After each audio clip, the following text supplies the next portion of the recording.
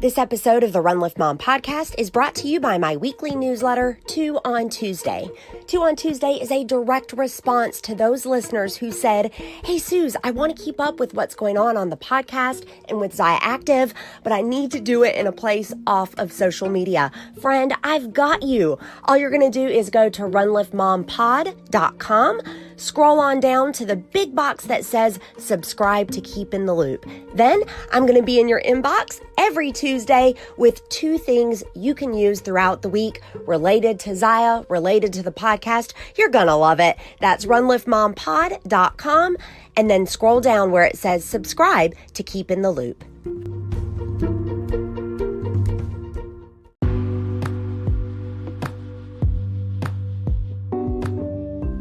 Welcome to the Run Lift Mom podcast, where we're talking about running, lifting, and momming, not necessarily in that order. Today, I've got something that is going to help you become better in the momming category through getting to know yourself. I have got Jackie Coban from Table for 9 Coaching. Jackie is a certified life coach, Ennegram expert, and neuro-linguistic programming practitioner. Whoa, whoa, whoa. I know you've heard of the Enneagram before. You might even know your number, but you guys, she is going to take it a step further and explain why this is important in our relationships. And if, like me, you have been maybe misnumbered before, what you can do about that and how you can retake the test to make sure that you understand your number and how to live it. Without further ado, my friend Jackie Coban from Table for 9. All right, welcome Jackie Coban from Table for 9 Coaching to the Run Lift Mom podcast. Thank you so much for having me, Susie. I'm really excited to talk to you today. First of all, to get a little bit about your personal story. We're going to nerd out on Enneagram, though. Yes, we are. Tell me a little bit about you, Jackie. Sure. So I am 26. I am an Enneagram coach and a life coach and a neurolinguistic practitioner from the New Jersey, New York City area. And I basically help people develop the language to explain who, what, and why they are so they can live a sustainable life. I love this. So a lot of folks have taken an Enneagram test and they might know what number they are. Can you tell people, for that listener that maybe this word is foreign to them, can you tell us what Enneagram is? Absolutely. Yes. So it's personality typing. Technically, it's more your essence and your heart. And it's easy. It's 1 through 9, and every type 1 through 9 has a nickname. So for example, I'm type 2, which is nicknamed the advocate or the helper. But really what it is it's an internal roadmap. So it's inside out rather than outside in, rather than how you react to the world and what your characteristics are. It's what motivates you. What are you afraid of? What do you desire that actually leads to what you do out loud? And it really helps with sustainability because your characteristics can change from one day to the next. I love that you are a number 2 or advocate and helper, and then you coach people through this themselves. That is really fitting. Yeah, I really align with this episode of a New Girl, which is on Netflix. But she says, "I think I was bred in a factory to help people," and I was like, I align with that. That is awesome. How about folks, like I've taken this actually at a couple of different times, and it's interesting that you say, it's kind of a snapshot, but it will lead you to that internal roadmap. Sometimes I'm a 3, sometimes I'm a 7. Is that they're usually it's usually one that's kind of just tippy top of the other, or vice versa. Is that normal?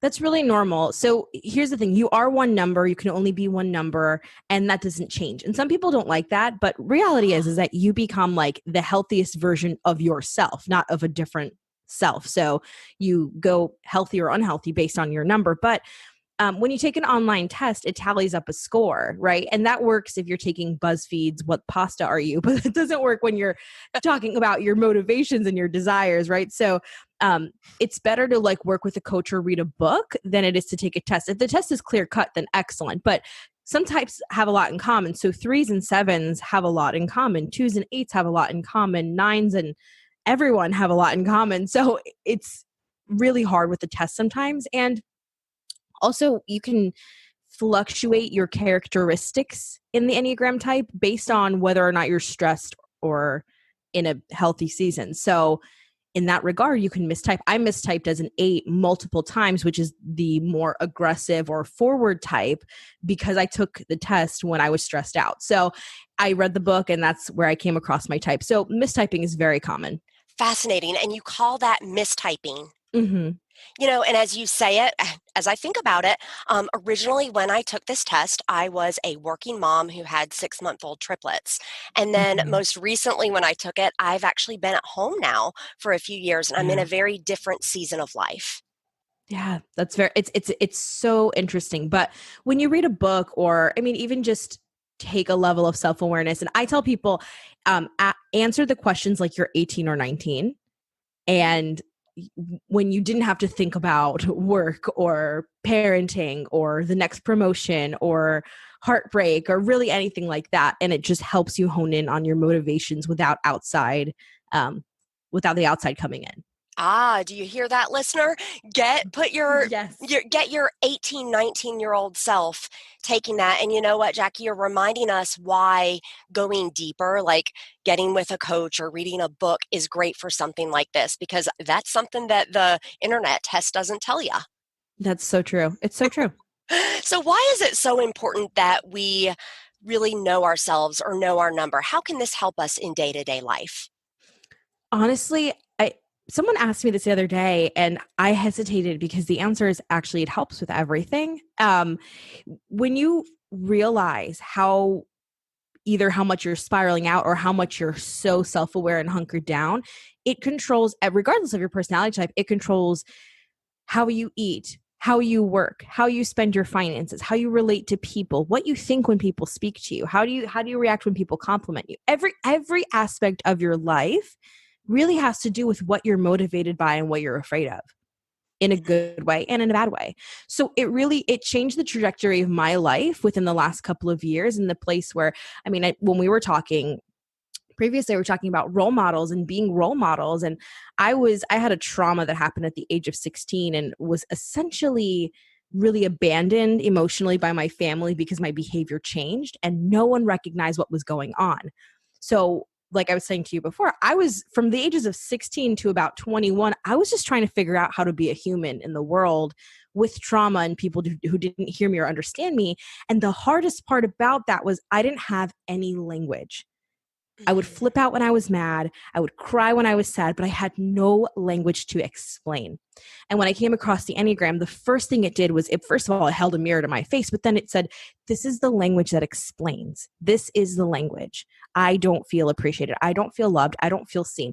That's what it was for my type. And so now I'm in a great place where I'm able to help people develop language, especially teenagers and young adults, because that's my heart. But also being able to go back and have those conversations with my mom and say, hey, I have the language now. Here's what happened. And here's almost how you reacted. And here's what I needed in that moment. And having that like a moment to reconcile. Fascinating. Somebody is listening and they are in a season of life where communication with maybe their partner or their children or their best friend or a family member is really, really important. And what I hear you saying, Jackie, is understanding your number gave you that language so you could communicate with the people you loved most. Oh, 100%. And even to this day, because you will always meet someone that you don't understand fully. So my partner, my boyfriend is an Enneagram 5, and they always say, like in all of the books, 2s and 5s like really need to work at it to get along together. And we've beaten the odds simply because like we're always learning, we're always asking questions, but we're always using language that explains instead of just assuming the other person knows and sees from our lens or our worldview. And it's been great. It's been a great 2 years. And we're talking about the future. And people are like, how the heck? And I'm like, because we try and we work at it and we don't just get stuck in the way we see the world. That is so, so fascinating. I'm reminded as a military spouse, we Mm, go through periods where we aren't with our spouse for long yeah. durations. And so if we can understand that other person, where they're coming from, their language, their point of view, it could really go a long way in that distance as well. Absolutely. Oh, listener, I hope you are hearing all of this. Of course, Jackie, I'm going to be putting your things in the show notes. So depending on where somebody's listening, they're either going to click details or swipe up. But where can folks find you and go a little bit deeper with you if they're interested in exploring Enneagram? Absolutely. Yeah. And I love to do typing sessions if that's all you want to do. I love that, especially if you're in counseling, get a typing session and bring that to your counseling. But I can be found on Instagram at Table for Nine. It's, Table for Nine Coaching. It's FOR and the digit 9. And same thing on my website, table49coaching.com, spelt the same way. And after you've listened to all of the Run, Lift, Mom podcast, like twice or 3 times, then you can go to Apple or Spotify and find the Table for Nine podcast. Hey, usually the moms we're running or lifting, we like those long efforts so you can have more than one show in your queue, right? Our people, we like to multitask. Hey, listener, I want you to check out Jackie at Table for Nine Coaching. All of her stuff is going to be in the details. Again, you're either going to swipe up or click that hyperlink that says details. Depends on the player that you're in. Thank you so much for coming, Jackie. No problem. Thank you so much for having me.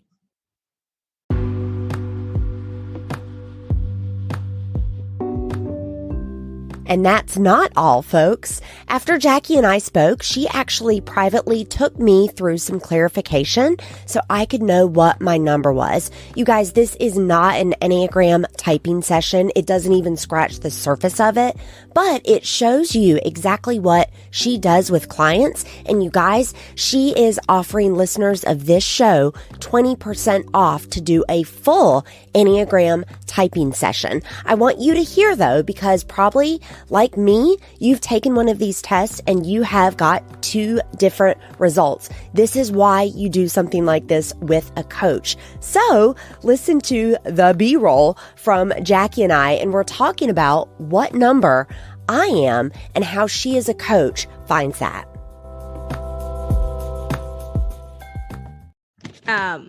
So how much do you really know about the 3 and the 7? So not a lot, like not even enough to be dangerous. Okay. I could not define it for you right now if you wanted me to. The thing with the 3 is that it is in the heart center of intelligence, but it really represses its heart. And the 7 is in the mind center of intelligence. Just talking about it on a surface level, the core fear of the 7 to avoid being stuck in the same place and to avoid that deep emotional pain. And then for the 3, that core fear and motivation is that you really are only worth your works. And so you're always going from one thing to the next simply because you can earn and you can strive and you can win. And it's almost like a fluke when someone compliments like a dinner you cooked or the way you look, because it's really not really an accomplishment. But when you accomplish something and you get some validation out of it, it's like, whoa. Okay. Again, putting my like 18-year-old self hat on and just, I think it's definitely more like a 3. Okay. I think it's definitely more like a 3. I mean, case in point, I'm a marathon runner. I've run a marathon in almost each of the 50 states. I've done 100-mile, like it's, wow. And you know what? I'm really struggling in quarantine right now because there's no race to train for. And so I'm not going to just go exercise for fun. Like I need the finish line. I don't need the medal. I don't need a shirt. I need the finish line, like the accomplishment, to your point. Yeah. Now running is a very large part of my identity. So that's why that comes to, but yeah. I mean, but that does sound like, I mean, that finish, I mean, that's important. If you don't mind, I'm going to read a really quick description. Yeah. For the 3 and see if that works for you. They're adaptable, success-oriented, self-assured, usually attractive, charming, like really dressed. I always say dressed to kill all the time. Appealing to the eye. Very charming, competent, energetic, ambitious. They can be status conscious, highly driven for personal achievement. They're often concerned with their image and what people think of them. They can, when they're unhealthy, become workaholics, but usually are competitive in everything. They need some kind of competition, even if it's healthy. And at their best, they're very self-accepting, authentic, and they're role models who inspire other people and want to inspire other people. It's almost like, are you familiar with imposter syndrome at all? Yes. Okay. So 3 struggle a lot with imposter syndrome. It's that weird inner tension of, my works really determine my worth, right? But then at the same time, that imposter syndrome says you didn't really earn where you are. So threes tend to struggle with that inner tension a lot. I'll tell you one-on-one, when I started experiencing success with the show, it was imposter syndrome. Meaning like when I started getting like a lot of downloads per episode, I thought for sure it was a fluke, that Apple was wrong. Right. Why would anybody but my mom and my aunt listen? Like, this is ridiculous. Fascinating. Fascinating. It also, it's, you know what, it's helpful too, because I'm a Christian woman. And so to know that is my natural human disposition, so to speak. Yeah. It's important in my prayer life to know, like, 100%. Hey, you're enough through Christ. Like, that's a human struggle. There's, have you heard of your Enneagram coach? Mm-mm. She's a Christian woman. That's how I got my certification. I got it through her.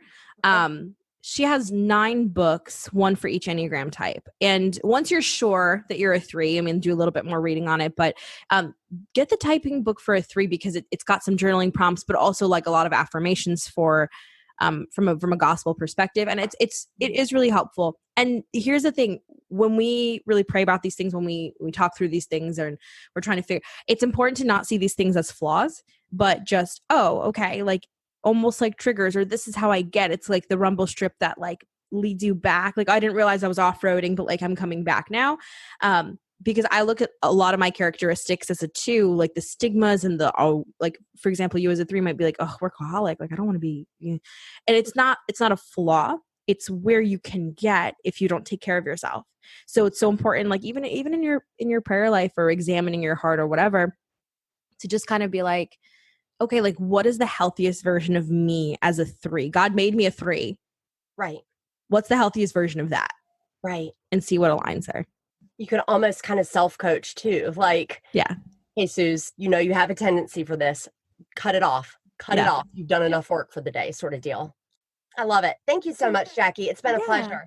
Thank you for having me on.